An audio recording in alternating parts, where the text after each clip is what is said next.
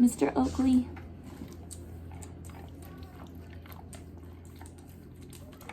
This guy came here about a year ago with his sister, although I'm not absolutely sure they're littermates.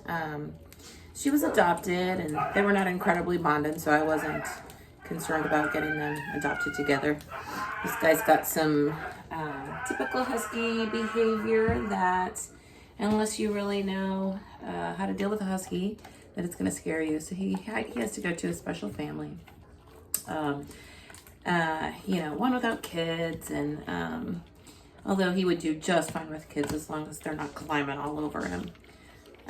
But one that would, somebody that can play rough with him and also learn how to speak his language, because his language is,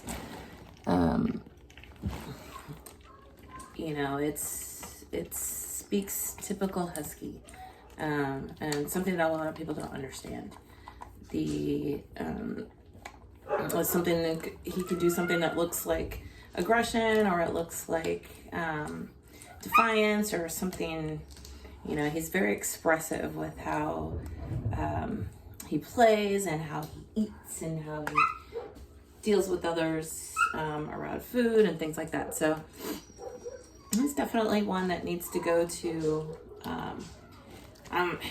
he would make a great hangout dog for a veteran, somebody that can spend, a decent amount of time with him and play ball and roughhouse with him and not be afraid of his behavior, of his loud mouth and his need to snap. And you grab his collar or something and he will bite you. So, he doesn't particularly like what I'm doing, but the treat I gave him is a good distraction. Oakley. Oh, stop.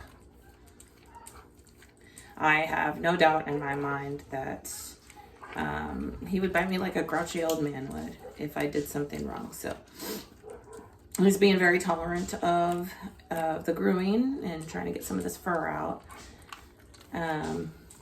Living his treat. You get through it already?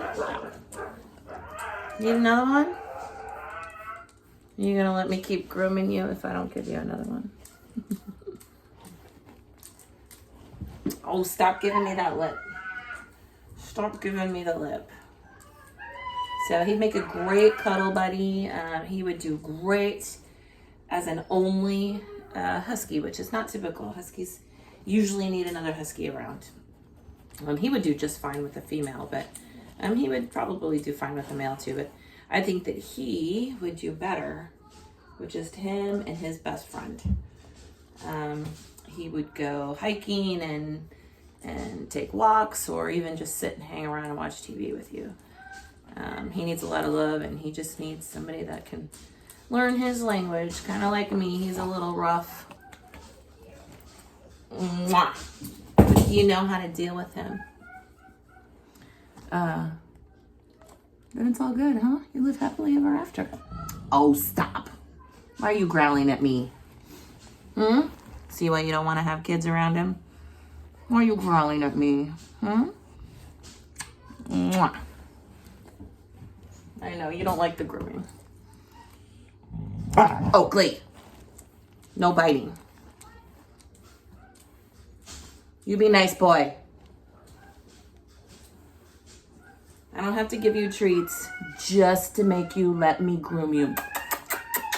Yes.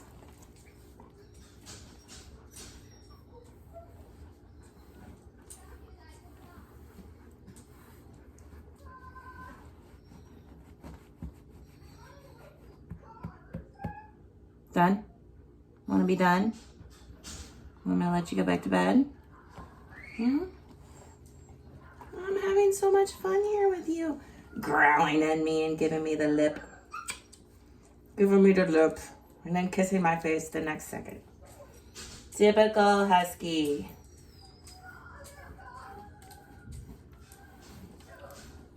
So I've never known him to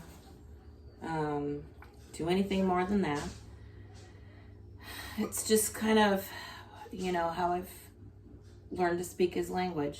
Do I approve of it, and can we do better? Absolutely. And I'm making making plans to learn some better ways to work with these guys.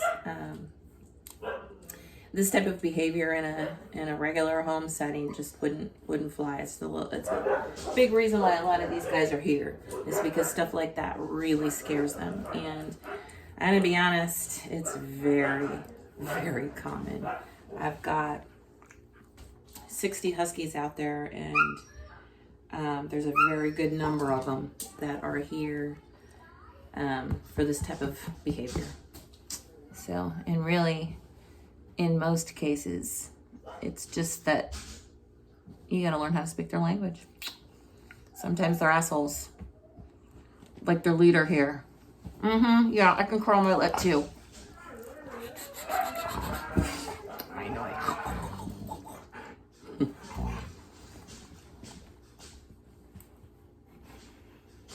You wanna go back to bed, babe? Alright, come on. Say goodbye to the camera. Say goodbye to the camera. Goodbye.